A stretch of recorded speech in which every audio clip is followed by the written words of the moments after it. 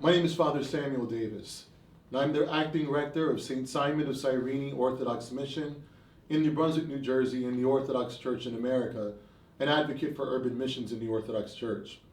Welcome back to our video series during this month of February, Black History Month, on responding to racism, the Orthodox witness in America.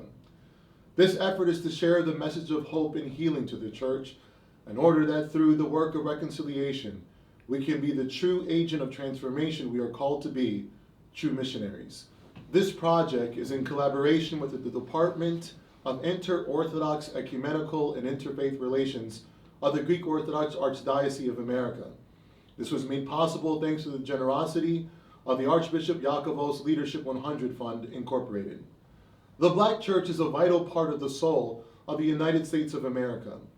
It is a great mistake to think that kidnapped Africans came to the Americas with nothing.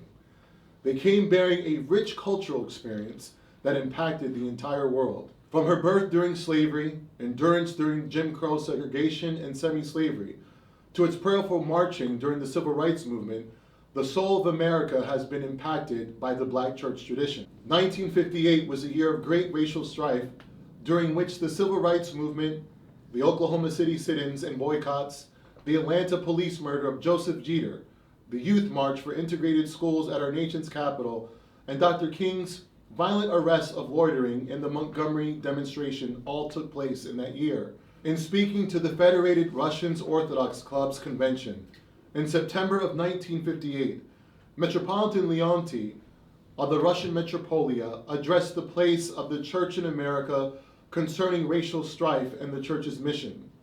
In his address, Metropolitan Leonty discussed both Negroes and Soviets. He shared these words: "Humanity is aware that there is a flowering of races and nations, which in the course of history and the forward movement of civilization were held back, especially when compared with those nations which progressed. I would like to draw your attention to the extremely critical situation in which the Black person finds himself in America, as he's confronted with the question, does the Negro have the right to participate in the general progress of American civilization?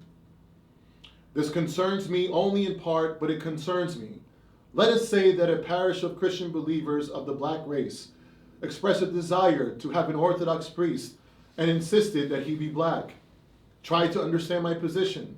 What if today, during the celebration of the Divine Liturgy, I brought forward for you a candidate who in my judgment was worthy of the priesthood, and this man was a Black person? How would you have felt if you had to sing Axios, he is worthy for him?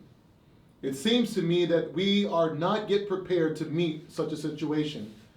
However, at this moment, we are in just such a crucial moment in history, and it is about time for us to become concerned with the problems that such a situation will present. Unfortunately now, some 63 years later, the interests as well as the concerns of Metropolitan Leonty have not moved much further. Black Americans, not to exclude West Indians, Caribbeans, and Afro-Latinos, make up for 14% of the population of our country.